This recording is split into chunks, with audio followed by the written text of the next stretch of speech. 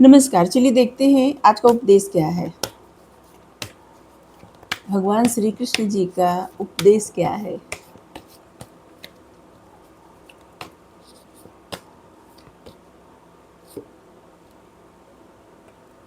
कन्क्यूरिंग lust, true leader.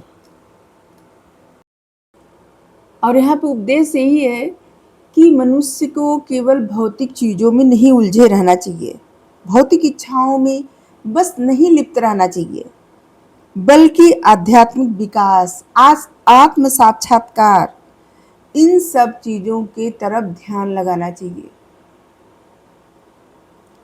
इंद्रियों को संयम में रखना, किसी व्यक्ति, परिणाम या इच्छा के प्रति अत्यधिक आसक्ति छोड़ने को भगवान कह रहे हैं। अपनी डिवाइन शक्ति को पहचानिए। इस समय है अपने भीतर डिवाइन एनर्जी को पहचानने का।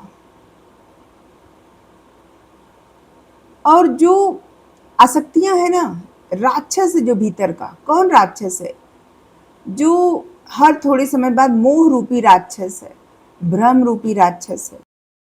प्रत्येक मनुष्य के भीतर देव भी है और दानव भी है, डिविल एनर्जी भी है और दिव्य एनर्जी भी है। दिव्य एनर्जी जैसे जिनको डिवाइन एनर्जी कहा जाता है, और डिविल एनर्जी जो राहु, केतु, वृत्तासुर। वृत्तासुर जो है अनेक प्रकार के मोह रूपी बंधन में बांधता है, फांसता है, आसक्ति में बांधता है। वो अजगर है, उसकी भूख कभी समाप्त नहीं होती। राहु हमेशा गलत कार्य करने को उकसाता है, क्रोध को बढ़ाता है, अहंकार को बढ़ावा देता है। और केतु पास्ट से निकलने नहीं देता, पास्ट की चीजों में उलझाए रखता है। ये सब डेविल एनर्जी है।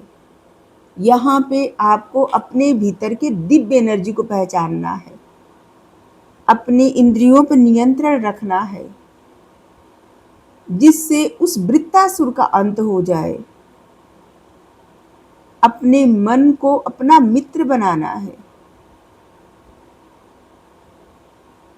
देखिए जितने प्लैनेट्स हैं, जितना सब कुछ है, जो बाहर ब्रह्मांड है ना, अखंड ब्रह्मांड, वही मनुष्य, हर एक मनुष्य के भीतर भी वही ब्रह्मांड है।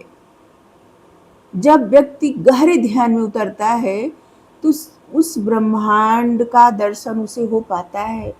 जब वो गहरे ध्यान में उतरता है तभी तो हमारे जो ऋषि मुनि हैं, जो लोग लिखे हैं, उस समय ऐसा कुछ नहीं था कि वो आकाश में देख सकते थे, लेकिन वो अपने ध्यान में देखे और उन सब चीज़ों के बारे में इतना स्पष्ट लिखे हैं।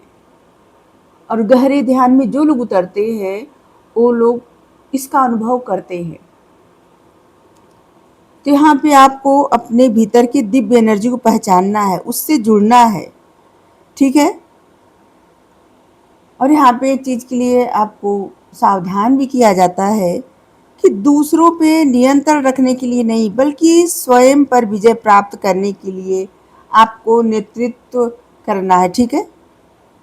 आपके भीतर जो भी नेतृत्व का गुण है ना, उस गुण का उपयोग अपने ऊपर करिए। पहले स्वयं पर विजय प्राप्त करिए, अपने इंद्रियों पर विजय प्राप्त करिए, अपने मन पर विजय प्राप्त करिए। अपने मन के जो वृत्तासुर है ना, उसको हटा दीजिए, खत्म कर दीजिए। राहु के भ्रमजाल में मत फंसिए।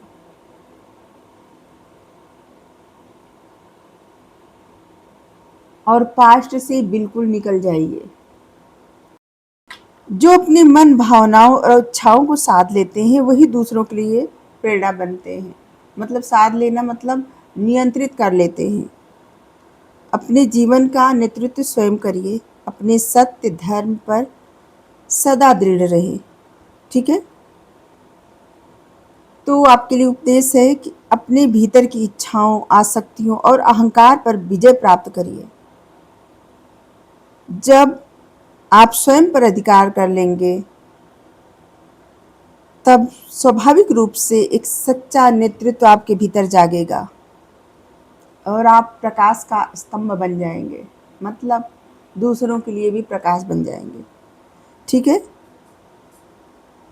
तो यहाँ पे देखिए, यहाँ पे क्या है ना, आपको बाहर नहीं ढूंढना है कुछ, अपने भीतर से जुड़ना है, अपने भीतर उत्तर ढूंढना है।